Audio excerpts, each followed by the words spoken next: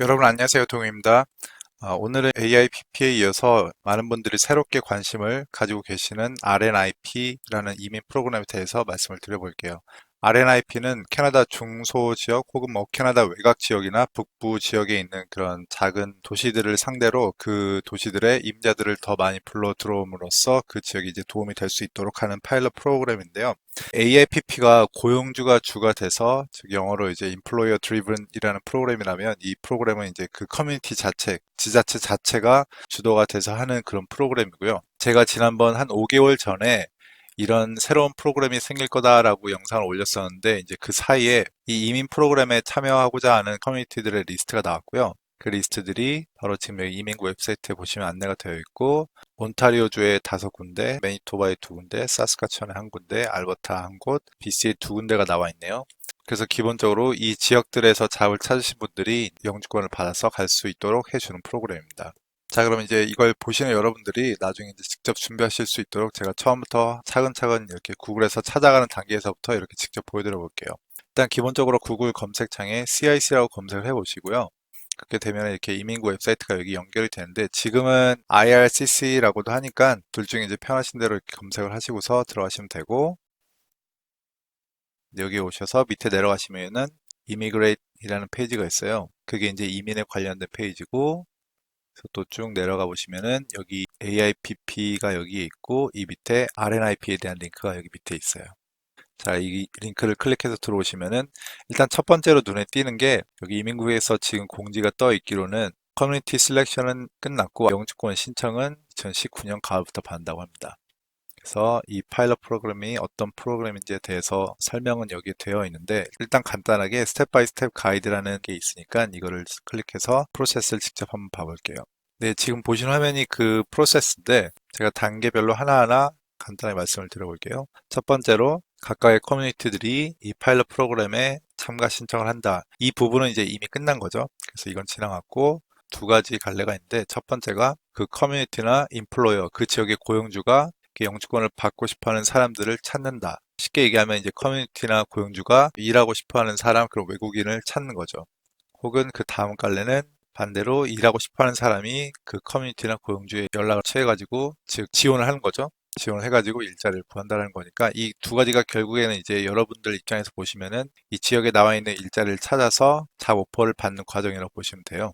그 다음 단계가 이제 여러분들이 그 각 커뮤니티로부터 추천을 받기 위해서 신청서를 내는 거고 그 다음에 커뮤니티가 그 신청서를 리뷰를 하고서 그 리뷰 결과에 맞춰서 추천을 해주면은 여러분들이 영주권 신청을 하실 수 있는 거죠. 그러면 이제 여러분들이 IRCC 아까 그 이민국에 영주권 신청을 하시는 거고 그 다음에 이제 이민국에서 그 서류들을 심사해서 이제 여러분들이 PR 영주권을 받으시고 그 다음에 여러분들이 이제 캐나다 그 지역에 오셔가지고 일을 하시고 그래서 지내실 수가 있는 거예요. 일단 이 RNIP도 눈에 띄는 것이 AIPP처럼 여러분들이 영주권을 받고 오는 프로그램이기 때문에 그런 면에서 이 모든 과정을 캐나다에 직접 오지 않으셔도 혹은 이렇게 그 지역을 찾아간다거나 그러지 않으셔도 진행할 수 있다는 큰 장점이 있죠. 네, 그럼 프로세스에 대한 설명은 이렇게 간단히 될 것 같고요. 그렇다면 다시 이민구 웹사이트로 돌아가서 이제 여러분들이 영주권 신청을 하기 위해서는 어떤 자격 조건을 갖춰야 하는지 그거에 대해서 자세히 봐볼게요. 자, 지금 보시는 화면이 이제 영주권 신청 조건에 대한 그런 정리가 되어 있는 페이지인데요. 일단 위에서부터 하나씩 살펴보면은 그 해당 지역으로부터 추천을 받고 그리고 여러분들이 일한 경력이 있다거나 혹은 그 지역에 있는 대학 이상 과정에서 졸업을 하셨거나 그리고 그 지역의 고용주로부터 잡 오퍼를 받으셔야 되고 여기 미니멈 영어 점수가 나와 있고 여기 미니멈 영어 조건이 나와 있고 그 다음에 학력 조건 그 다음은 여러분들이 여기 이사 오셔서 초반에 잘 정착하실 수 있을 만큼의 그런 재정을 가지고 있는지에 대한 증명 그리고 이제 여러분들이 이 커뮤니티에 살겠다라는 의도가 있는지를 보는 것들이 이 심사 조건에 포함이 돼요. 근데 여기서 눈에 띄는 거는 예전에 나와 있던 정보에는 사실 이 지역의 고용주로부터 잡 오퍼를 받는 것에 대한 내용만 나와 있었는데 이번에 이렇게 상세 내용이 발표된 걸 보니까는 여기 이 해당 지역에 대학 이상 과정을 나온 사람들도 가능하다고 이 조건이 추가가 되었더라고요. 그래서 이 부분이 어떻게 보면 또 눈여겨볼 만한 부분인 것 같아요. 자, 그럼 하나하나 다시 좀 더 살펴볼게요. 자, 첫 번째가 그 지역의 커뮤니티로부터 추천을 받고 그 다음에 워크 익스피리언스가 있어야 되는데 AIPP처럼 최근 3년 내에 이것도 1년 경력을 요구를 하네요. 그래서 그 경력은 파트타임이거나 풀타임일 수 있는데 일단은 한 가지 직업에 쭉 있었어야 되고 하지만 이제 고용주가 달라지는 거 쉽게 얘기해서 이직을 하는 거는 크게 상관이 없고요.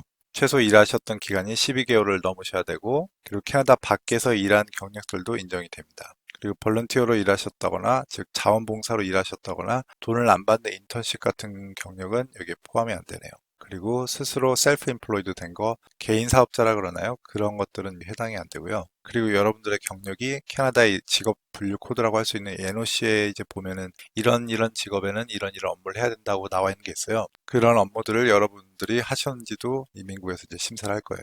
자, 그 다음으로 이제 잡 오퍼가 있죠. 잡 오퍼는 즉 쉽게 얘기해서 여러분들이 이제 구직 활동을 하셔가지고 고용주를 찾아서 고용 제의를 받는 거예요. 그래서 그 잡 오퍼는 풀타임이어야 되고 일주일에 최소 30시간 이상이 되어야 되네요. 그리고 논 시즈널이라 그래서 예를 들면 농업 관련 직업들은 시즌을 좀 타기도 하잖아요. 정말 추운 기간에는 아예 할 일이 없다거나 그런 경우가 있어가지고 고용주가 뭐 특정 계절에만 고용하는 그런 일들이 있는데 여기에 해당되려면 그 잡 오퍼는 논 시즌을 즉 계절에 상관없이 1년 내내 일할 수 있는 그런 일이어야 되고 그 잡 오퍼가 퍼머넌트여야 돼. 이게 달리 말씀을 드리면 고용 계약 기간이 따로 있는 예를 들어서 2년 계약직, 3년 계약직 그렇게 이렇게 기간을 정해 놓지 않은 그냥 일반적인 정규직이어야 되고요. 그리고 캐나다 정부에서 운영하는 잡뱅크라는 웹사이트가 있는데 거기에 보시면은 이제 각 직업군별로 미니멈 웨이지가 나와 있어요. 그 직업군을 조사를 했을 때 가장 최소로 받는 그런 금액이 얼마가 되는지 그게 있는데 이제 그걸 넣으셔야 돼요.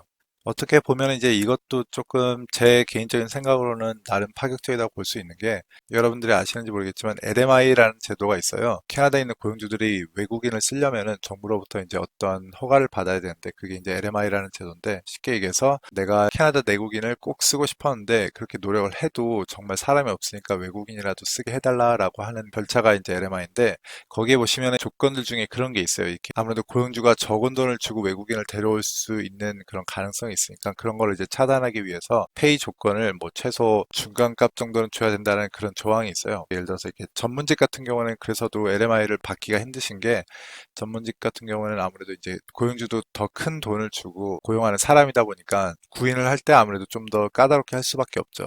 그래서 이제 한국에서 갓 오신 분들은 아무래도 이제 언어 문제도 있고 현지 업무에 적응하는 문제도 있고 하니까 이제 그런 부분들이 잘 안 맞아서 LMI가 진행이 잘 안 되는데 지금 이 RNIP 프로그램 같은 경우에는 잡뱅크에서 미니멈만 맞추면 된다고 하니까 그런 부분도 제가 보기에는 이제 굉장히 좀 파격적인 거라고 볼 수 있겠죠.